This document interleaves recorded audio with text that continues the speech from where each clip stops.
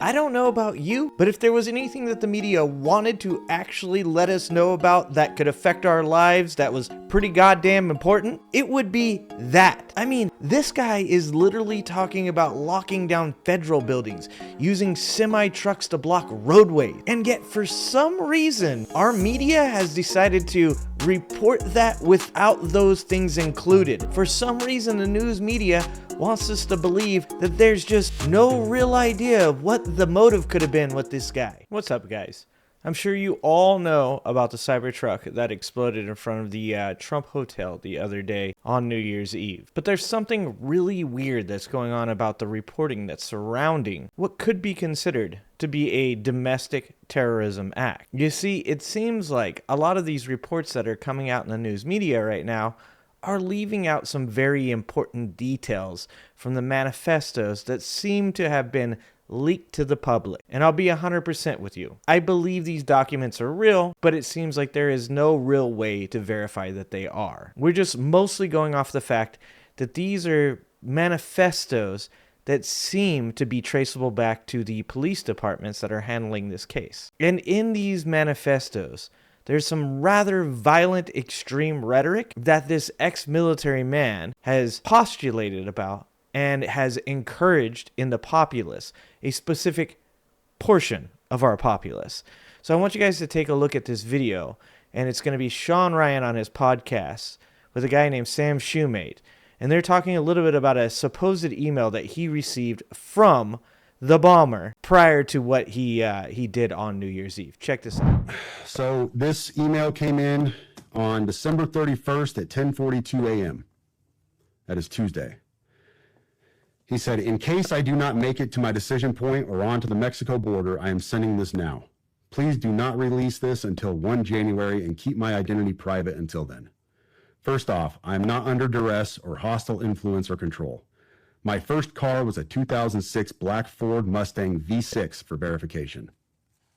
What we have been seeing with drones," he puts that in quotes, he says drones, "is the operational use of gravitic propulsion systems powered aircraft by most recently China and the East Coast, but throughout history, the US. Only we in China have this capability. Our OPSEN, that's Operations Center, our OPSEN location for this activity is in the box below. China has been launching them from the Atlantic from submarines for years, but this activity recently has picked up. As of now, it is just a show of force, and they are using it similar to how they use the balloon for SIGINT and ISR, which are also part of the integrated comm system. There are dozens of those balloons in the air at any given time. The so what is because of the speed and stealth of these unmanned aircraft. They are the most dangerous threat to national security that has ever existed. They basically have an unlimited payload capacity and can park it over the White House if they wanted. It's checkmate. U.S. government needs to give the history of this, how we are employing it and weaponizing it, how China is employing them and what the way forward is. China is poised to attack anywhere in the East Coast. I've been followed for over a week now from likely Homeland or FBI, and they are looking to move on me and are unlikely going to let me cross into Mexico, but won't because they know I am armed and I have a massive V-bid." Let me pause right there for a second. So he says a massive V-bid. When I was talking to the FBI yesterday, they didn't know what a V-bid was. I had to explain what that acronym meant, literally. You fucking serious? Dead serious. I said it twice, and he goes, "You said that word V-bid. Can you tell me what that is?" For your audience, a V-bid, for your audience who has not been in the GWOT for the last 20 years, a V-bid is a vehicle-borne improvised explosive device. In layman's terms, a car bomb, what we saw at Trump Tower. So I want to point out something to you, and it's something that's going to become very important as we address some of the things he says inside the manifesto here in a minute, and we're going to talk about that. This is something that's heavily prevalent in MAGA Republicans. A severe amount of paranoia and what seems to be maybe a little bit of a psychosis. Now, given Matt here was working on drones when he decided to go rogue and commit the act of violence that he did. So I'm not saying he doesn't have any internal information that may have, brought to his attention something that was really suspicious and something that he thought maybe like people needed to know about. But if you look at the wording in the email and the way he starts talking about being followed and the potential of the FBI, attempting to like abduct him and take him into custody, you can really start to see something that is very prevalent in the MAGA Republican realm. And that is this intense distrust of the government and this idea that he has some type of information that nobody else has, a very conspiratorial thing. And the reason that I point that out is that we're getting to this point in our society where people, in my opinion, they're starting to drive themselves crazy, and they're starting to take actions on these things that potentially could be harmful to other people around them, as this man did. When he blew himself up, he did injure 7 other people in the Trump motel that he was parked out in front of. But before we get to the manifesto and we get to some of the crazier things that he actually said and wanted people to do, I wanted to actually let a little bit more of this video play where he talks a little bit about some things that happened, by the way, under the Trump administration and that he was a part of, to better make my case that there are things that happen when you're in the military that very much can break your mental. So check this out. So, backing up, he says, I am armed and have a massive VBID. I've been trying to maintain a very visible profile and have kept my phone, and they are definitely digitally tracking me. Here's where he gets into the other stuff, and this is where we had to redact the names. Well, your producer redacted the names. I have knowledge of this program and also war crimes that were covered up during airstrikes in Nimruz province, Afghanistan in 2019 by the admin, DOD, DEA, and CIA. I conducted targeting for these strikes of over 125 buildings. 65 were struck because of civcas, that's civilian casualties, that killed hundreds of civilians in a single day.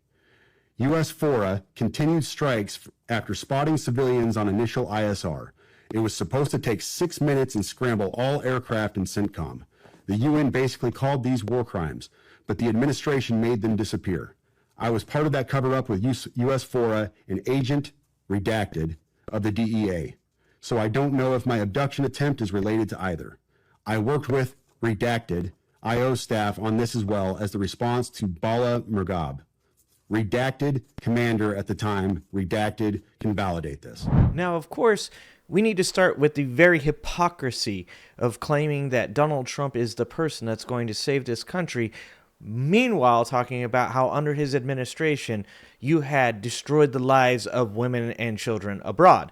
And we know that he was a Trump supporter because his uncle actually verified that when he said that he was a huge Trump supporter, and many other military people that he actually worked with said that as well. But I think that there's something to be said here, something about how a mental decline can happen to a person that is put under the types of stress that people within the military and people in the citizenry as well nowadays can be when they are constantly inundated with fear, anger, and hate. Not to mention the things that they have to go through in their personal lives, as it seems as though the bomber himself had gone through many personal breakups, including at least one divorce. And if the reporting is right, he also got into an argument with the mother of his newborn child about whether or not he was cheating on her. And that could be verified, to be honest with you, by the fact that on his way to blow himself up in front of the Trump hotel, he was texting an ex-girlfriend and talking to her and saying all these different things about how he felt like Batman or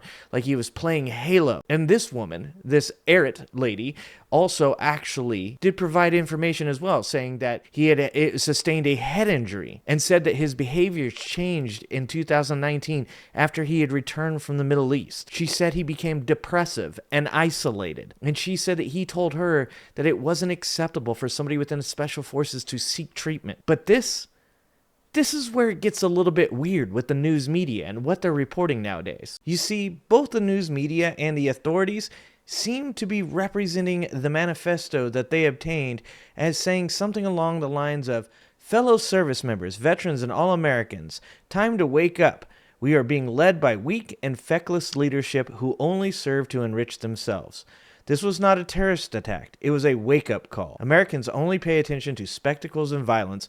What better way to get my point across than a stunt with fireworks and explosives? Now, of course, it does say that in the manifesto, but they're leaving out some really strange parts that seem very, very important for Americans to know about. Because you see, He also said in those same manifestos, military and vets move on DC starting now. Militias facilitate and augment this activity. Occupy every major road along Fed buildings and the campus of Fed buildings by the hundreds of thousands. Lock the highways around down with semis right after everybody gets in. Hold until the purge is complete. Try peaceful means first, but be prepared to fight to get the Dems out of the Fed government and military by any means necessary. They all must go, and a hard reset must occur for our country to avoid collapse. I don't know about you, but if there was anything that the media wanted to actually let us know about that could affect our lives that was pretty goddamn important, it would be that. I mean, this guy is literally talking about locking down federal buildings, using semi-trucks to block roadways, and yet for some reason, our media has decided to report that without those things included. For some reason, the news media wants us to believe that there's just no real idea of what the motive could have been with this guy. Now, mind you, these documents still do need to be verified. But if this is true, this is insane. And though I have very little faith in our news media, I would hope that they would be a little bit better than this. Look, to be honest with you, I think what's going on here is that here in America, we don't have any problem saying that a black or brown person committed a terrorist act, which in my opinion, the New Orleans attack was a terrorist attack. But it seems as though if it's a white Trump supporter, then our media has a really hard time saying the words terrorist. But that's what he was. He was a domestic terrorist. And if the manifesto is true, if it is real, then he wanted to create unrest in America that caused potentially another civil war. But you guys let me know what you think. You tell me in the comments. Do you think A, this manifesto is real? And B, do you think if it is real, that he was attempting to create some type of situation that led to another civil war? Or do you think something else? I don't know. You guys let me know in the comments. Remember, I love you guys. I appreciate you guys. And I hope to see you next time. Thanks for watching. If you like this video, please like and subscribe and hit that notification bell. And check out that video on the screen now.